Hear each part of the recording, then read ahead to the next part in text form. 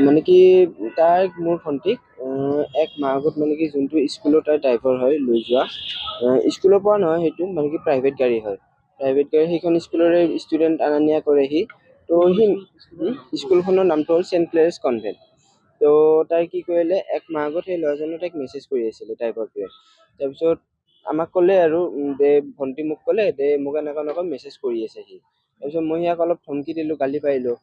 তাৰপিছত যদি কিবা প্ৰব্লেম থাকে, কিবা ক'ব লগা থাকে, তেতিয়াহ'লে তাক মই কৈছিলোঁ মোক মেছেজ কৰিলে, মোক ফোন কৰিলে হয়। তাই সেইটোতো শুনি কিনে এক সপ্তাহমান কৰিলে ঠিকে। এসপ্তাহমান কৰি তাৰপিছত আৰু মোক তেনেকুৱাকৈ একো মেছেজ কৰা নাই, সি ফোন কৰা নাই। ইয়াক মই আৰু একবাৰ ধমকি দিছিলোঁ তাইৰ মাজতে।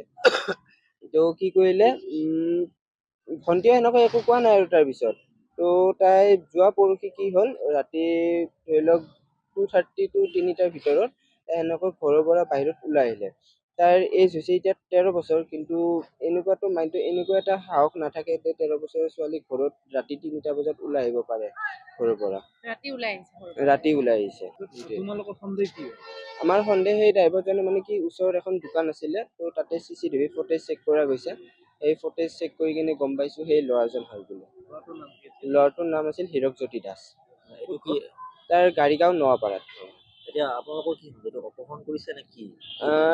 সন্দেহ মানে কি, তাৰ ঘৰত যাই কিনে খবৰ লোৱা হৈছে। ঘৰত যাই খবৰ লোৱা হওঁতে চেম কথাই কৈছে যে যোনদিনা মোৰ ভণ্টি কৰিছে, সিদিনাখনে ৰাতি সি 12টাৰ পৰা সিও ঘৰত নাই। আপোনালোকে এজাহাৰত কি অপহৰণ কিডনেপিং বুলি সেনেকৈ দিয়া হৈছে। কি দিছিলে আপোনালোকে এজাহাৰত? এজাহাৰত তেনেকুৱা দিয়া গৈছে যে মাইনৰ কেছ হয় ন এইটো, তাই ছোৱালীজনী এতিয়া বৰ্তমান কিডনেপ কৰা সেনেকুৱা টাইপত দিয়া গৈছে।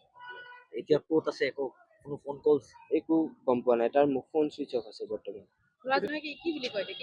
ঘৰৰ মানুহে সিহঁতে একো নাজানো বুলি কৈ আছে। ঘৰৰ মানুহ গোটেইখিনি লৈ আহিছে। ল'ৰাজন বিবাহিত?